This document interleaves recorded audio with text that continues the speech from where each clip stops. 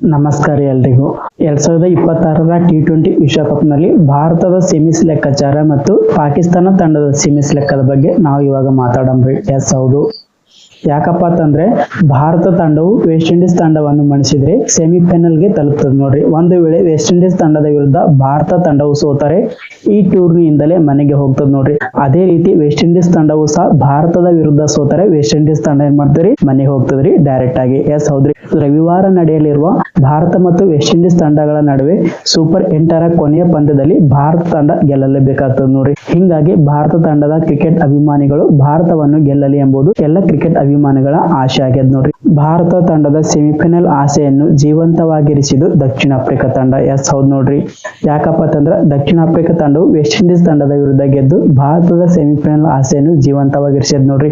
ಹಿಂಗಾಗಿ ಭಾರತ ತಂಡವು ಜಿಂಬಾಬ್ವೆ ತಂಡದ ವಿರುದ್ಧ ಭರ್ಜರಿಯಾದ ಗೆಲುವನ್ನು ಕಂಡದ್ ನೋಡ್ರಿ.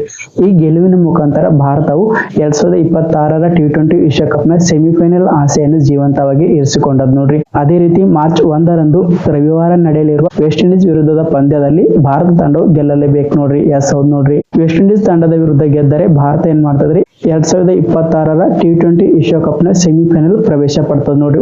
ಒಂದು ವೇಳೆ ಭಾರತ ಮತ್ತು ವೆಸ್ಟ್ ಇಂಡೀಸ್ ತಂಡಗಳ ನಡುವೆ ನಡೆಯುವ ಪಂದ್ಯದಲ್ಲಿ ಮಳೆಯ ಬಂದು ಪಂದ್ಯ ರದ್ದಾದರೆ ವೆಸ್ಟ್ ಇಂಡೀಸ್ ತಂಡವು ಸೆಮಿಫೈನಲ್ಗೆ ಹಾರ್ತದ ನೋಡ್ರಿ. ಆದರೆ ಭಾರತ ತಂಡವು ಏನ್ ಮಾಡ್ತಾರೆ, ಮನೆ ಹಾದಿ ಹಿಡಿತದ ನೋಡ್ರಿ. ಕಾರಣ ವೆಸ್ಟ್ ಇಂಡೀಸ್ ತಂಡವು ಭಾರತ ತಂಡಕ್ಕಿಂತಲೂ ಪಾಯಿಂಟ್ ಪಟ್ಟಿಯಲ್ಲಿ 2ನೇ ಸ್ಥಾನದಲ್ರಿ. ಹಿಂಗಾಗಿ ಏನ್ ಮಾಡ್ತಾರೆ, ವೆಸ್ಟ್ ಇಂಡೀಸ್ ತಂಡವು ಸೆಮಿಫೈನಲ್ಗೆ ಪ್ರವೇಶ ಪಡ್ತದ್ರಿ. ಭಾರತ ತಂಡದ ಜೊತೆಗೆ ಪಾಕಿಸ್ತಾನ ತಂಡವು ಇದೇ ಕಠಿಣ ಪರಿಸ್ಥಿತಿದಾಗದ ನೋಡ್ರಿ. ಯಾಕಪ್ಪ ಅಂತಂದ್ರ 2026ರ T20 ವಿಶ್ವಕಪ್ನ ಪಾಕಿಸ್ತಾನ ತಂಡದ ಸ್ಥಿತಿಯು ಹೀನಾಯವಾಗ್ಯದ ನೋಡ್ರಿ. ಕಾರಣ ಪಾಕಿಸ್ತಾನ ತಂಡವು ಸೆಮಿಫೈನಲ್ಗೆ ಪ್ರವೇಶಿಸಬೇಕಾದ್ರೆ ಇಂದು ನಡೆಯಲಿರುವ ಇಂಗ್ಲೆಂಡ್ ಮತ್ತು ನ್ಯೂಜಿಲೆಂಡ್ ತಂಡಗಳ ನಡುವೆ ಸೂಪರ್ 8ರ ಪಂದ್ಯದಲ್ಲಿ ನ್ಯೂಜಿಲೆಂಡ್ ತಂಡವು ಏನ್ ಮಾಡ್ಬೇಕ್ರಿ, ಇಂಗ್ಲೆಂಡ್ ತಂಡದ ವಿರುದ್ಧ ಸೋಲ್ಬೇಕ್ರಿ. ಹಿಂಗಾದ್ರೂ ಮಾತ್ರ ಪಾಕಿಸ್ತಾನ ತಂಡ ಸೆಮಿಫೈನಲ್ಗೆ ಪ್ರವೇಶ ಪಡ್ತದ್ರಿ.